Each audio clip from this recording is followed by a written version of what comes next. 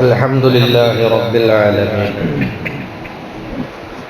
والصلاة والسلام على سيد المرسلين وعلى آله وأصحابه وأتباعه وأزواجه أجمعين أما بعد ബഹുമാനമുള്ള മുഅ്മിനീങ്ങളെ, അല്ലാഹു നമുക്ക് ഈ പ്രഭാതം ഖൈർ വർദ്ധിപ്പിച്ചു നൽകട്ടെ.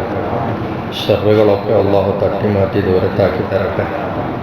ജീവിതവും മരണവും മരണാനന്തര അവസ്ഥകളും എല്ലാം അല്ലാഹു ഖൈറുള്ളതാക്കി തരട്ടെ. മരണം എല്ലാവർക്കും സുനിശ്ചിതമായൊരു കാര്യമാണ്. ഇന്നലെയും നമ്മുടെ ഇവിടെ രണ്ടാളുകളെ മരിച്ചു മറയടക്കുകയാണ്. ദിനേന ലക്ഷങ്ങളും ആയിരങ്ങളൊക്കെ ആയിട്ട് ഇങ്ങനെ മരിക്കുകയാണ്. ഒരു മുസ്ലിമിനെ സംബന്ധിച്ചിടത്തോളം എപ്പോഴും ചിന്തയിലും ഓർമ്മയിലും വാക്കിലും ഉൾപ്പെടെ ഉണ്ടാവേണ്ട വിഷയമാണ് മരണം. എന്നല്ല തിരുദൂതർ നമ്മളെ ഓർമ്മപ്പെടുത്തിയത്, നിങ്ങൾ അധികമായി മരണത്തെക്കുറിച്ച് ഓർക്കണം എന്നാണ്. ആ ഓർമ്മ ഉണ്ടെങ്കിൽ മനുഷ്യൻ നന്നാകുന്ന, തെറ്റുകളിൽ പോകില്ല, നന്മകൾ കൂടുതൽ ചെയ്യാൻ കഴിയും. അങ്ങനെ ഒരുപാട് ഗുണങ്ങൾ അതിനകത്തിനകത്ത്. മരണത്തെക്കുറിച്ച് ഓർക്കുന്നത് ചില ആളുകൾക്ക് ഭയമാണ്, മരിച്ചു പോകാനുള്ള പേടി. എന്ന് വെച്ചാൽ ദുനിയാവിനോടുള്ള ആശ തീരാത്തത് കൊണ്ട് മരിക്കാൻ പേടി. അങ്ങനെയുണ്ട് കുറേ ആളുകൾ. വാസ്തവത്തിൽ നമ്മുടെ നേതാവ്, ലോകത്തിൻ്റെ നേതാവ് മുത്തുനബി സല്ലല്ലാഹു അലൈഹി വസല്ലമ തങ്ങളെ മരണത്തെക്കുറിച്ച് ഓർക്കാൻ പറയുക മാത്രമല്ല, സ്വന്തമായിട്ട് പലപ്പോഴും ഓർക്കുകയും മാത്രമല്ല, ധാരാളം മരണത്തെക്കുറിച്ച് പറഞ്ഞ് ഒരിക്കലും തൻ്റെ മരണം ഏത് ദിവസമാണ് സംഭവിക്കുക എന്നുപോലും കൃത്യമായിട്ട് പറഞ്ഞു. ഒരു മുസ്ലിം മരിച്ചു പിരിയുമ്പോൾ മരണാനന്തരം എന്ത് സംഭവിക്കണം, എന്ത് ചെയ്യണം, അല്ലെങ്കിൽ എന്തൊക്കെ കൈകാര്യം ചെയ്യണം, ഏതൊക്കെ രൂപത്തിൽ നീങ്ങണം എന്നതിനെക്കുറിച്ചുള്ള ആഗ്രഹം മറ്റുള്ളവരോട് ഒരാവശ്യമായി പറയാവുന്നതാണ്, ഉപദേശം കൊടുക്കാവുന്നതാണ്. അതിന് വസിയത്ത് എന്നാ പറയുന്നത്. അത് സാമ്പത്തിക വിഷയങ്ങളിലാവാം, മറ്റുള്ള സതുപദേശങ്ങളാവാം, ഒക്കെ ആവാം. അതിൽപ്പെട്ട ചെറിയൊരു കാര്യമാണ് ഓർമ്മപ്പെടുത്തുന്നത്. ബിലാൽ റളിയല്ലാഹു അൻഹുവിനെ കേട്ട് പരിചയമില്ലാത്ത മുസ്ലിങ്ങൾ ഉണ്ടാവില്ല. മക്കയിൽ പോയാൽ ഒരു പള്ളിയുടെ പേര് തന്നെ മസ്ജിദ് ബിലാൽ എന്നാണ്. ബിലാൽ റളിയല്ലാഹു അൻഹുവിൻ്റെ ഓർമ്മക്കാണ്. ബിലാൽ വലിയ ചരിത്ര പുരുഷനാണ്. മുത്തുനബി സല്ലല്ലാഹു അലൈഹി വസല്ലം തങ്ങളോട് വളരെ അടുപ്പം പുലർത്തിയിരുന്ന, വല്ലാതെ കൂടുതൽ അങ്ങോട്ടും ഇങ്ങോട്ടും പരസ്പരം ഇഷ്ടപ്പെട്ടിരുന്ന ആളുകളാണ്. ആ ബിലാൽ റളിയല്ലാഹു അൻഹുവാണ് മധുര മനോഹരമായ വാങ്കുലി മുഴക്കാറുള്ളത് മദീന പള്ളിയിൽ. അത് തന്നെ ബിലാൽ റളിയല്ലാഹു അൻഹുവിൻ്റെ ചരിത്രം നോക്കുകയാണെങ്കിൽ മഹാനവറുകൾ ഒരു അടിമയായി, കാണാൻ തീരെ ചന്തമില്ലാത്ത കറുത്ത ഒരടിമയായിരുന്നു.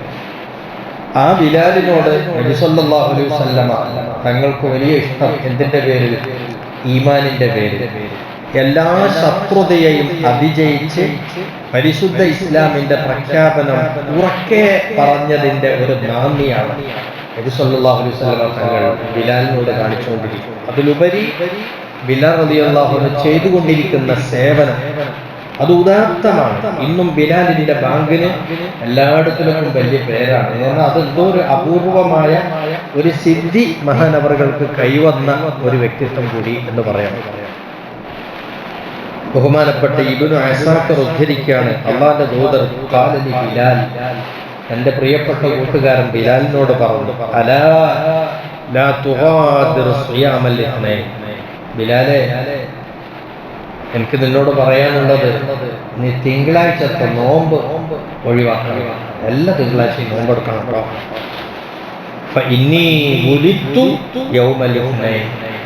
കാരണം ഞാൻ ജനിച്ചത് തിങ്കളാഴ്ച ദിവസമാണ്. ഇതേപോലെ ഒരു തിങ്കളാഴ്ച ദിവസം തന്നെയാണ് എനിക്ക് വഹി ലഭിച്ച് പ്രവാചകത്വം കിട്ടിയത്, ഞാൻ നബിയാക്കപ്പെട്ടത് അതും തന്നെയാണ് ഒരു തിങ്കളാഴ്ച ദിവസമാണ്.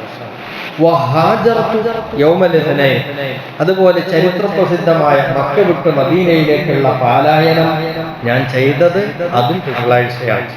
എനിക്ക് കേട്ടോ, ഞാൻ മരിക്കുന്നതും തിങ്കളാഴ്ച ദിവസമാണ്. നമുക്കാർക്കും അങ്ങനെ പറയാൻ കഴിയില്ല, ഞാൻ ഇന്ന ദിവസം മരിക്കുമെന്ന് കഴിയില്ല, ആർക്കും പറയാൻ കഴിയില്ല. പക്ഷേ നബി സല്ലല്ലാഹു അലൈഹി വസല്ലം തങ്ങൾ അള്ളാഹുവിന്റെ റസൂലാണ്. അള്ളാഹു അവിടത്തേക്ക് എല്ലാം അറിയിച്ചു കൊടുത്തു, അല്ലാണ്ട് സ്വന്തം അങ്ങനെ പറയല്ല, അള്ളാഹ് അറിയിച്ചു കൊടുത്തു.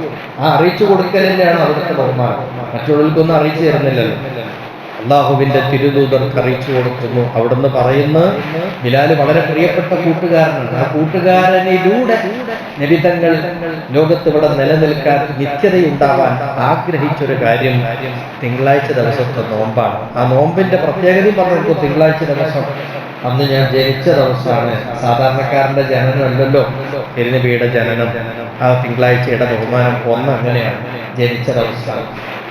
മറ്റൊന്ന് അന്ന് തന്നെയാണ് നബിക്ക് നുബുവത്ത് കിട്ടുന്നത്. അതും സാധാരണ കാര്യമല്ല. ഒരു വ്യക്തിയെ സംബന്ധിച്ചിടത്തോളം മനുഷ്യരുടെ കൂട്ടത്തിൽ ഏറ്റവും കൂടുതൽ ശ്രേഷ്ഠതയുടെ പദവി എന്താണെന്ന് വെച്ചാൽ പ്രവാചകത്വമാണ്, നുബുവത്ത് വട്ടമാണ്. അതാണ് ഏറ്റവും വലിയ പ്രത്യേകതയും ഏറ്റവും വലിയ ശ്രേഷ്ഠതയും ഗ്രേഡും സ്ഥാനവും സമ്മാനവും അതാണ്.